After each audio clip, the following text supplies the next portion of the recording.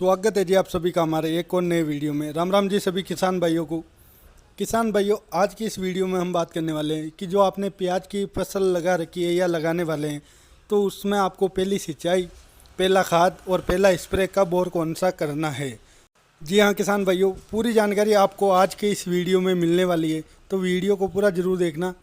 और यदि आप हमारे चैनल पर नए हैं और चैनल को अभी तक सब्सक्राइब नहीं किया तो इसे सब्सक्राइब जरूर करें। खेती से जुड़ी जानकारी रोजाना हम आपको हमारे चैनल के माध्यम से देते रहते हैं। तो चलिए किसान भाइयों, सबसे पहले बात कर लेते हैं कि हमें प्याज की फसल में पहली सिंचाई कब करनी है। तो देखिए किसान भाइयों, जब आप प्याज की फसल लगाते हैं उस समय आप सिंचाई करते हैं और उसके 2-3 दिन बाद आप उसमें फिर से हल्की सिंचाई करते हैं, ताकि जो प्याज की पौध आपने लगाई है, नर्सरी उखाड़ कर आपने खेत में लगाई है, जिससे कि वो अच्छी तरीके से अपनी जड़ें पकड़ सके या अपनी जड़ों का विकास कर सके।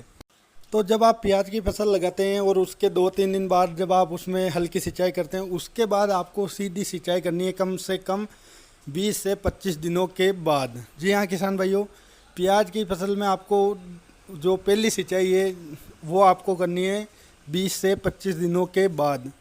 किसान भाइयों, सर्दियों का मौसम भी इस समय होता है, तो मतलब कि ज़मीन में जो सूखने की या जो नमी सूखने की समस्या है वो ज़्यादा नहीं आती है। 1 महीने तक भी आप उसमें पहली सिंचाई करते हैं तो भी आपको कोई समस्या देखने को नहीं मिलेगी। ठंडे मौसम है और मौसम में नमी इस समय रहती है, तो इसलिए आपको कम से कम 20 से 25 दिनों बाद ही पहली सिंचाई अपनी प्याज की फसल में करनी है। किसान भाइयों, इससे पहले अगर आप अपनी प्याज की फसल में जल्दी सिंचाई करते हैं, यानी 10-15 दिन की जब आपकी प्याज की फसल होती है और उस समय आप सिंचाई करते हैं, तो जो मतलब कि फसल दबने की शिकायत आपको मिल सकती है, यानी कि फसल पीली पड़ सकती है, उसकी ग्रोथ ठप हो सकती है। इसलिए किसान भाइयों, आपको पहली सिंचाई 20-25 दिन की फसल आपके प्याज की जो फसल है वो हो जाए, उसी समय आपको पहली सिंचाई करनी है। और इसी के साथ किसान भाइयों, जो आपको पहला खाद है या पहली खुराक है या पहली डोज है वो भी अपनी प्याज की फसल में इसी समय देनी है। अब किसान भाइयों, बात कर लेते हैं कि आपको कौन सी खुराक या कौन सी डोज अपने प्याज की फसल में पहली जो डोज है वो कौन सी देनी है। देखिए किसान भाइयों, अगर आपने बेसल डोज में जो आपने अच्छी तरीके से न्यूट्रिएंट्स की पूर्ति अपने खेत में की होगी, तो इस समय जब 15-20 दिन मतलब 25 दिन के आसपास या फिर 1 महीने के लगभग आपकी फसल होगी, तो उसकी जो ग्रोथ है, जो कलर है, जो ग्रीननेस है, वो आपको बहुत ही बढ़िया देखने को इस समय मिल जाएगी। अगर आपने प्राइमरी न्यूट्रिएंट्स या जो बेसल डोज आपने अच्छी तरीके से डाली होगी, तो जो आपको इस समय तक की जो प्याज की फसल है उसकी ग्रोथ शानदार देखने को मिल जाएगी। और जो किसान भाइयों, आपको पहला खाद या पहली खुराक डालनी है वो भी पहली सिंचाई के समय ही डालनी है। तो किसान भाइयों, इसके लिए आप सल्फर ले लीजिए, 90% वाली सल्फर आप उपयोग कीजिए और 5 किलो प्रति एकड़ के हिसाब से आप इसका उपयोग कीजिए। और इसी के साथ आपको 25 किलोग्राम प्रति एकड़ के हिसाब से यूरिया लेना है। और इसके साथ कोई भी बढ़िया कंपनी का आप माइक्रो न्यूट्रिएंट्स पोषक तत्व, जो जिसमें लगभग सभी पोषक तत्वों की पूर्ति हो जाती है, उसका उपयोग आप कीजिए। और इसके साथ ही किसान भाइयों, अगर आपने बेसल डोज में डीएपी, पोटास, इनमें से अगर किसी की कमी रखी है या इनमें से अगर किसी एक को आपने छोड़ दिया जिसकी पूर्ति आप अपने खेत में नहीं कर पाए, तो इनमें से किसी को भी आप इनके साथ मिला सकते हैं। इन सबको आप बढ़िया तरीके से मिक्स करिए और समान रूप से पूरे खेत में समान रूप से इसे छिड़काव विधि से या ड्रिप पे, आप जिस भी तरीके से अपनी फसल में देना चाहते हैं आप उस तरीके से अपनी फसल में दीजिए। आपको 4 से 5 दिनों के अंदर आपको बहुत ही बढ़िया शानदार रिजल्ट आपको देखने को, अपनी प्याज की जो फसल है उसमें आपको बढ़िया रिजल्ट देखने को मिल जाएगा।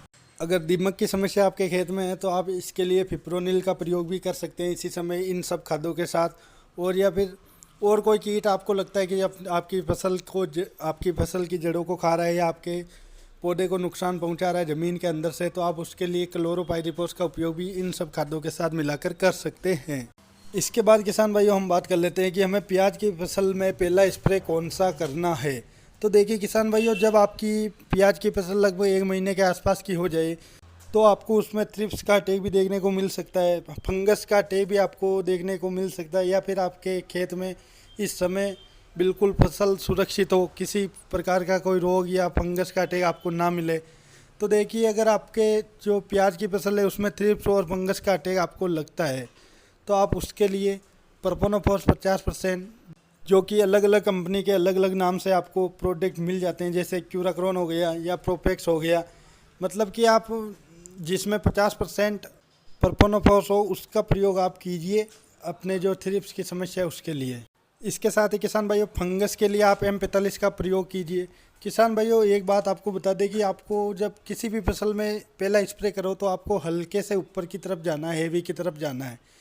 आपको शुरू में हल्के टेक्निकल का प्रयोग ही अपनी फसल में करना है, चाहे आप कोई सी भी फसल में स्प्रे करो, क्योंकि बाद में आपको ज़्यादा महंगे से महंगे स्प्रे का उपयोग करने की आवश्यकता ना पड़े।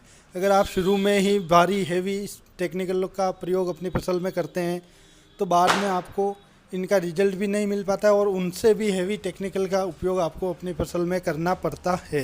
तो किसान भाइयों आशा करते हैं कि वीडियो में दी गई जानकारी आपको पसंद आई हो। मिलते हैं किसी नए वीडियो में नई जानकारी के साथ, तब तक के लिए जय जवान जय किसान। और चैनल को अभी तक सब्सक्राइब नहीं किया है तो इसे सब्सक्राइब करना ना भूलें।